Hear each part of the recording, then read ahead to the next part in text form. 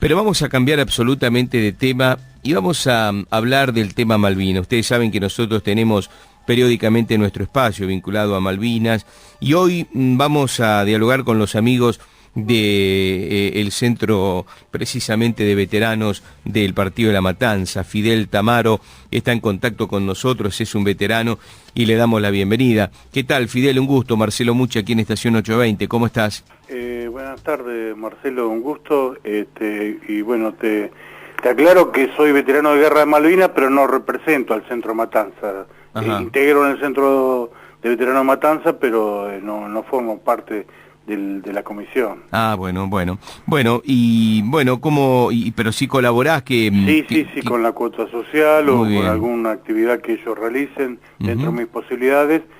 Y bueno, donde sí me enfoco un poco más es en una comisión de veteranos de guerra en una de las empresas de telecomunicaciones en las que trabajo. Ah, mira vos. Bueno, mira qué interesante. O sea que en las empresas, también en algunas de ellas, agrupan a todos los veteranos, digamos, y trabajan a tal efecto en conjunto. Sí, yo estoy en mi caso en Telefónica y integramos una comisión que representa a unos 100 veteranos de Malvinas desparramados en todo el país. Está claro. Bueno, Fidel, nosotros en cada recorrido que vamos haciendo, en general, venimos charlando con distintos centros de veteranos, lo hacemos habitualmente con los amigos de aquí de Lomas de Zamora, también con la gente de Almirante Bram, ahora en este caso contigo allí en La Matanza. Siempre decimos lo mismo, aquel que quiera contar su experiencia, su vida en la guerra, si quiere lo puede hacer, y si no, hablar de otras cuestiones. Por eso siempre hacemos la misma pregunta y es, ¿qué querés contar precisamente de esta cuestión? No tengo límites, todo lo que esté a mi alcance. Yo desde hace un tiempo que vi una película que decía que uno vaya y cuente lo que pasó, así la gente se entere, lo tomé más a pecho, y uno tiene que contar todo para malvinizar. Claro. Así nuestros chicos, jóvenes, se enteran de lo que pasó. La semana que viene van a ser 34 años desde que terminó el conflicto, pasó mucho tiempo. Entonces la mejor manera es contarle a los jóvenes un pedazo de tierra que nos arrebataron los ingleses hace muchos años, bueno, la forma de malvinizar y que no los 649 caídos allá y los más de 1000 de la posguerra, que no sean en vano. Tal cual. Y de la guerra, ¿qué recuerdo nos podés acercar y que sirva precisamente en esa idea tan importante que acabás de decir de contar todo para malvinizar? Yo era soldado, estaba haciendo el servicio militar en el año 1982, me faltaban, supongo, unos 15 días para irme de baja. Yo estaba haciendo el servicio militar acá en La Tablada, en lo que era el escuadrón de exploración de caballería blindado 10 de acá de Tablada, compartía el predio con el regimiento de infantería 3, que es lo más importante, digamos, la gente todo pasaba por el regimiento. Era un grupo muy pequeño, fuimos en total 226, fuimos a Malvinas. Mi llegada a Malvinas fue el 16 de abril de 1982. De ahí desde el aeropuerto caminamos hasta un lugar que se lo conoce por Modi Brook, enfrente del cuartel, donde estaba el cuartel de Royal Marine. Ahí estuvimos nosotros, era nuestro lugar en Malvinas, que teóricamente, según los generales, éramos una fuerza de desplazamiento rápido, para cuando se rompiera la primera línea en algún lugar, nos iban a mover a nosotros. Primeramente pensaron hacerlos en helicópteros, entonces había una serie de helicópteros cerca de nosotros, y entonces a alguien se le ocurrió, habrá visto una película de Vietnam, íbamos a subir al helicóptero y desplazarnos y bajar de los helicópteros como en la película Pelotón, pero los helicópteros después fueron dañados, nos dieron Jeep Mercedes-Benz, que hacíamos todas las noches la guardia en el pueblo. Un grupo por noche iba a hacer la seguridad al pueblo, y así fue que el 11 de junio, cuando el regimiento 7, una compañía de Monte London es atacada, nosotros nos desplazamos 125 soldados, oficiales y suboficiales, a ayudar a los muchachos del regimiento de la compañía B del regimiento de infantería 7. ¿Y qué te dejó la guerra? Que cuando volviste, cuando volviste no por ahí en lo inmediato, cuando empezaron a pasar los años, cuando empezaron a tomar dimensión de lo que fue estar allí, de cómo después la Argentina lo vivió y de cómo después el argentino se involucró con ustedes, el ciudadano, que no estaba tan informado de la guerra y demás. ¿Cómo viviste todo ese proceso? Al principio fue una especie de temor en preguntarnos las cosas. Muchos pensaban que estábamos mal nosotros, nos trataban de dejarnos a un costado.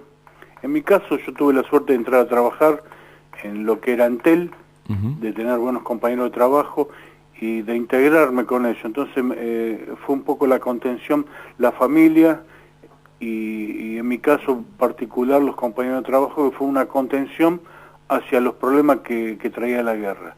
La enseñanza que me dejó la guerra es aprender a compartir. Cuando uno no tiene nada, lo poco que puede tener es compartirlo con el otro, con el que está al lado de uno, porque realmente es la manera de que se sobreviva. La indiferencia, yo lo que me hace muy mal es la indiferencia de la gente, eso me hace muy mal. Prefiero que digamos, la confrontación, que alguien me diga algo, pero eso fue lo que más me marcó, las cosas de compartir con el otro, en mi caso particular. Creo que la mayoría de los veteranos de Malvinas, todos los que hacen donaciones y contribuciones solidarias y juntar alimentos y llevarlos a apadrinar colegios, dar chocolate una fecha patria o ir a las escuelas, la enseñanza a la mayoría le dejó eso, es el transmitir y compartir con el otro lo que a uno le pasó. Está claro. Y en tu caso, Fidel, ¿volviste a Malvinas después? Sí, 2 veces. Volví en el 2008, la necesidad de volver, la pregunta ¿por qué ellos y no yo? Porque realmente no la pasé muy bien. Y ahora en marzo de este año estuve la segunda vez. Esta segunda vez fue más tranquila, con menos ansiedad. Éramos 12 veteranos en total que estábamos recorriendo Malvinas, y bueno, a los que nunca habían ido no habían retornado después de 1982, la experiencia de los que ya habíamos ido una vez, que éramos 3, les sirvió porque bueno, la contención y el enseñarle o mostrarle qué cosas te dejan hacer los ingleses, qué cosas no te dejan hacer, y bueno, eso me sirvió de experiencia. ¿Te hacen sentir un extranjero en Malvinas? Sí, totalmente. Inclusive los hermanos chilenos te hacen marcar esa diferencia, que vos estás en otro país, te dicen. Claro, mira vos. Bueno, eso debe ser muy duro, casi tan duro como recordar la guerra, ¿no? Sí, pero bueno, uno, en mi caso, yo voy a Malvinas para ir al cementerio, rezarles a mis camaradas que quedaron allá, a ver un lugar de mi juventud, porque pasé de la adolescencia a ser un hombre en 60 y pico de días. Y digamos, no pude disfrutar mi juventud. Cuando empecé a trabajar, yo tenía un compañero de trabajo que me decía que era un pibe viejo. Nunca podía entender por qué me decía. Y ahora que pasaron los años me doy cuenta que yo veo a los jóvenes y él me veía a mí como un hombre viejo, como un chico viejo. Eso es lo que, digamos, te quitó la guerra. Sí, me quitó eso. Me quitó la forma de concentrarme para poder estudiar. Me dejó muchas secuelas, como la mayoría, de la poca tolerancia a algunas cosas, la intolerancia, los nervios, las pesadillas, todas esas cosas. A la mayoría le pasó lo mismo. Claro, totalmente. Por eso hay, digamos, la posguerra dejó muchos suicidios. Gente que se levantó y puso la cabeza abajo de las duales de un camión y le pasaron por encima, y uno no se explica por qué. Y bueno, el por qué estaría dentro de la cabeza del muchacho. Claro, tal cual. Y hoy, con más de ya 30 años de la guerra, ¿cómo nos ves? Digo, marcando de alguna manera esa diferencia entre los que fueron a la guerra y los que no fuimos, y que por allí puede llegar a haber todavía aquella aquella cuestión de indiferencia, ¿no?, que vos marcás que te dolió mucho. Hoy ¿cómo estamos nosotros los argentinos en general con el recuerdo de la guerra y con esta historia de malvinizar precisamente todo lo que ha pasado? Los que fuimos porque digamos, en una manera nos tocó ir.